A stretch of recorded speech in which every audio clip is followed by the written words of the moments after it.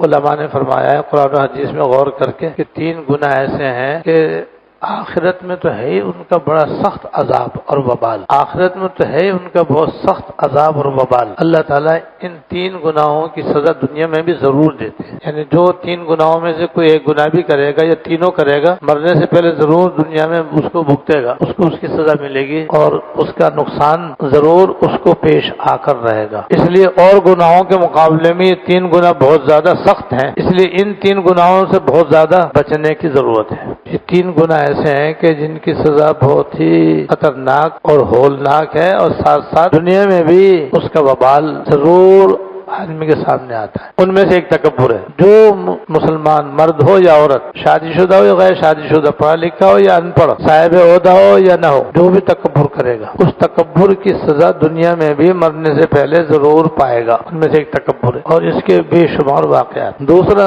ظلم و ستم۔ جو شخص بھی کسی پہ ظلم کرے گا، چاہے کسی کو ناحق مارے، گالی بکے، اس کی بے عزتی کرے، بے آبروئی کرے یا مارے پیٹے، یا اس کی آبرو خراب کر دے یا اس کی بے عزتی کر دے یا اس کا مال چھین لے، چاہے چوری کر کے، چاہے ڈاکہ ڈال کر، چاہے غصب کر کے، چاہے کم تول کر، کم ناپ کر، کم گن کر، مال کم دے پیسے پورے لے لے، یہ مال کا نقصان اس نے کر دیا دوسرے کا، یہ ظلم ہے۔ تو ظالم جو ہے وہ مرنے سے پہلے اپنے ظلم کی سزا پائے گا۔ اصلی سزا مرنے کے بعد ملے گی، لیکن دنیا میں بھی اس کو ظلم کی سزا ملے گی۔ اس لیے ہمارے حضرت بانی دارالعلوم کراچی رحمہ اللہ فرمایا کرتے تھے کہ کفر کے ساتھ تو حکومت جمع ہو سکتی ہے، ظلم کے ساتھ جمع نہیں ہو سکتی۔ یعنی کافر آدمی حکومت کر سکتا ہے، وہ کر رہے ہیں، کتنی ساری کافروں کی حکومتیں دنیا میں موجود ہیں، کافر ہیں لیکن حکومت کر رہے ہیں اور ان کی حکومتیں چل رہی ہیں۔ فرمایا اگر حاکم ظالم ہوگا تو اس کی حکومت نہیں چل سکتی، ظلم کے ساتھ کوئی حکومت برقرار نہیں رہ سکتی۔ اس کا مشاہدہ ہم نے اپنے ملک میں دیکھ لیا، متکبروں کو بھی دیکھا ہم نے، یہاں پر ان کی حکومت کا بھی دست اٹ گیا، ظالموں کو بھی دیکھا کہ ان کی حکومتیں بھی دنیا میں ہمارے ملک میں نہ رہی۔ جب وہ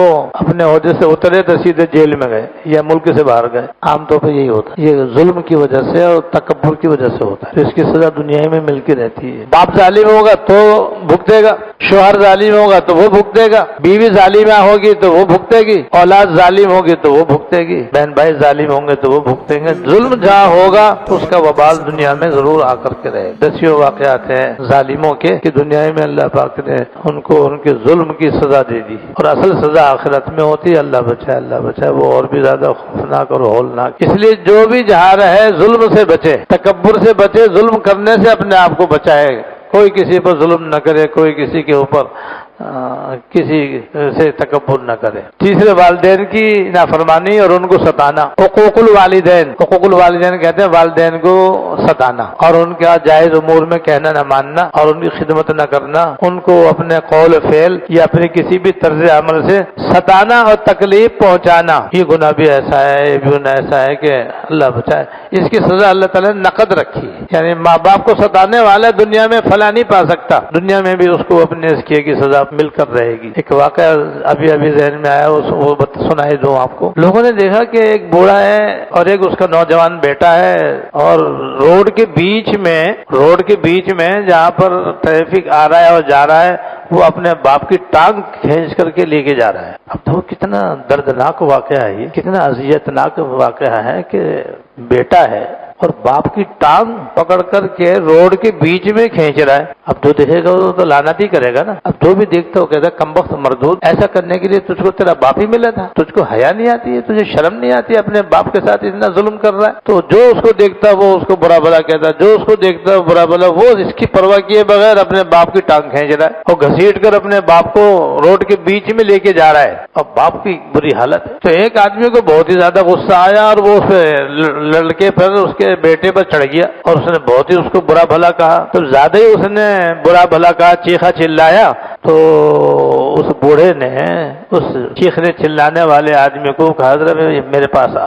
وہ آ گیا، انہوں نے نیچے بیٹھ، اپنا کان میرے منہ کے پاس لا۔ بیٹھ گیا اور اپنا کان اس کے منہ میں کر دیا۔ اس نے کہا میرے بیٹے کو کچھ مت کہے، میں نے بھی اپنے باپ کے ساتھ ایسے کیا تھا، اس لیے مجھے سزا مل رہی ہے۔ اس بیٹے کو کچھ مت کہے، قصور اس کا نہیں ہے، قصور میرا ہے، میں نے بھی اپنے باپ کی ٹانگ اسی طریقے سے روڈ پر کھینچی تھی، تو آج میری ٹانگ کھینچی جا رہی ہے۔ یہ تو عمل کی سزا ہے، جیسے میں نے کیا تھا میرے سامنے آ گئی۔ تو ماں باپ کو ستانا جو ہے یہ بھی حرام ہے، گناہ کبیرہ ہے، ناجائز ہے، اور ایسا گناہ ہے کہ اس کی سزا بھی دنیا میں ملتی ہے۔